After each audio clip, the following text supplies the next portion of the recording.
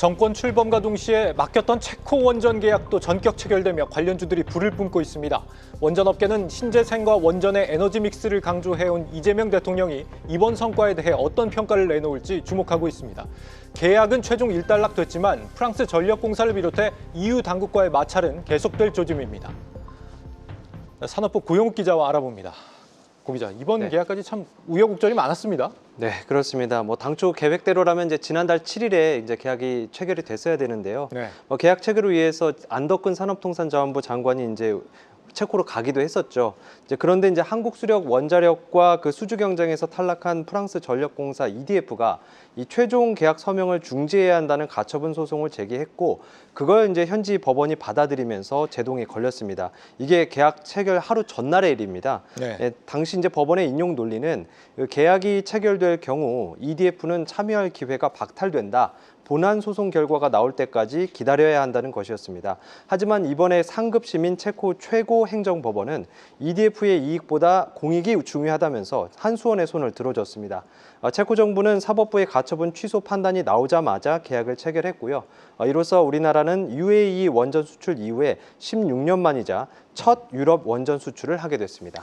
그러면은 이제 다 끝난 건가요? 이 또 계약이 막힐 우려는 이제 완전히 사라졌다고 보면 되는 거예요? 일단 한수원에 따르면 그 원전 계약의 효력이 발생한 것은 맞고요. 또 이제 현지에서 페트로 피알라 체코 총리가 공식 발표를 하기도 했습니다. 피알라 총리는 이제 두코바니 계약이 체결이 됐다면서 현재와 미래 세대를 위해 체코의 에너지 안보와 자립을 보장하는 것이 목표라고 했습니다. 지난달 체코를 찾았던 우리 정부 대표단은 계약 체결을 위한 준비를 마치고 왔고요. 체코 정부도 가처분 취소 시 효력이 발생하도록 지난달 8일 이미 한수원과의 계약을 사전 승인한 상태였습니다. 오는 25일 첫 본안 재판인 예정이 돼 있긴 한데요. 만약 이 향후 재판에서 EDF가 승소할 경우 프랑스 측은 이제 체코 정부에 손해배상을 청구할 수 있습니다. 한수원은 이제 다만 이 경우에도 한수원과의 계약 체결 효력을 정지시키는 그런 법적 제약은 없다, 이렇게 설명을 했습니다. 하도 된다고 했다 안 된다고 했다 말이 많아서 한번 확인해 봤습니다. 자, 10월은 지나야 계약을 맺을 수 있다, 이런 관측도 있었는데 새 정부 출범하자마자 계약이 성사가 됐습니다. 시점이 참 공교로운 것 같아요. 맞습니다. 좀 공교롭게 날짜가 겹쳤죠. 먼저 이걸 두고 이제 새 정부에 대한 선물이다, 아니면 이제 반대로 이재명 대통령이 원전에 좀 부정적인 인식이 있는 만큼 서둘렀다, 여러 가지 갖가지 해석이 지금 나오고 있는데요. 이에 대해 한수원 측은 이제 국내 사정과는 관계가 없다, 이렇게 선을 그었습니다. 앞서 이제 프랑스 EDF는 체코 경쟁 당국인 이 반독점 사무소가 우선 협상 대상자 선정 과정에 대한 이의 제기를 기각하니까 이제 이 경쟁 당국을 상대로 행정 소송을 거는 등의 지금 목리를 부리고 있습니다. 이제 프랑스가 또 회방을 놓기 전에 체코 정부가 계약을 매듭 지은 거라고 설명을 했습니다. 이재명 대통령이 체코 원전 이 서명식에 직접 참여를 하느냐, 업계에서도 이게 원전의 어떤 새 정부의 스탠스를 확인할 수 있는 기회라고 보는 것 같은데 실제 이게 가능한 시나리오예요? 일단은 그 원전업계 안팎에서는 현재 이제 오는 14일이죠. 24일 날 그 나토 정상회의에 이 대통령이 참석할 경우에 이제 체코에 들려서 계약식을 체결할 수도 있다, 이런 시나리오가 나온 것은 사실이거든요. 이제 이렇게 되면 이제 이 대통령의 그 발언을 토대로 방금 이제 말씀하신 것처럼 그 원전 산업의 앞으로의 그 방향을 좀 가늠해 볼 수 있을 텐데요. 다만 이 주무부처인 산업부 측은 이제 장관 인선 문제 등으로 체결식 진행에 대한 검토가 이루어지고 있지는 않다면서 이 계약 효력 발효와 관련해서 이제 조금 시점이 동떨어져 있어서 좀 애매하다, 이렇게 설명을 했습니다. 시간이 너무 얼마 안 남긴 했네요. 24일이면은 장관 인선이 빨리 좀 정리가 돼야 될 것 같습니다.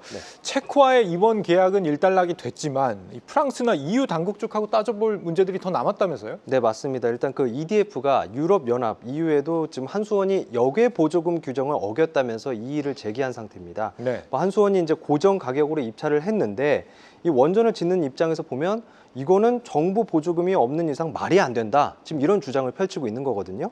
EDF는 지금 이제 영국 힌클리 포인트 원전이라든지 아니면 이제 프랑스 자국의 그 플라망빌 원전 등에서 공사 지연을 지금 반복하고 있어서 건설 비용이 2배 이상 늘어났습니다.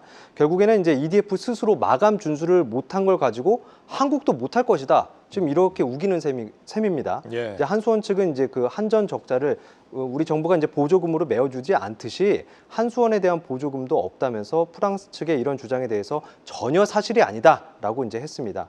이유가 이제 여기에 대해서 어떻게 판단할지가 하나 남아 있고요. 또 다른 하나는 이제 이번 계약으로 한수원은 향후 체코 테물린 원전 2기에 대한 그 우선 협상 대상자 지위도 확보를 했습니다. 예, 그런데 이제 그 테물린 원전의 추진 여부는 현재 확정이 되지 않았고요. 오는 10월 체코 총선 등의 그 현지 정치 지형이 변화에 따라서 달라질 수 있습니다. 네. 프랑스 사람들이 한국인의 저력을 잘 모르나 봅니다. 네. 자, 앞으로 체코 원전 남은 일정은 뭐 어떻게 되는 건가요?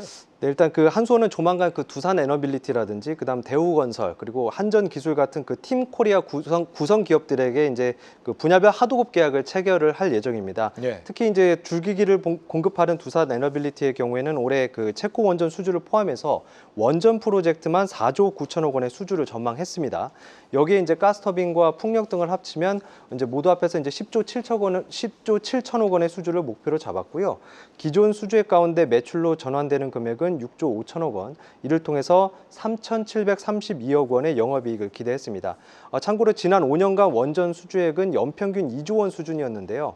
두산 에너빌리티는 탄소 중립 달성과 그리고 AI 전력 소비 급증 등으로 인해서 여러 국가들이 그 원전 확대 정책을 펼치고 있는 만큼 올해부터 연 4조 원 이상을 기대했습니다. 네, 갑작스러운 체코 원전 계약의 배경에 대해서 산업부 고영욱 기자와 짚어봤습니다.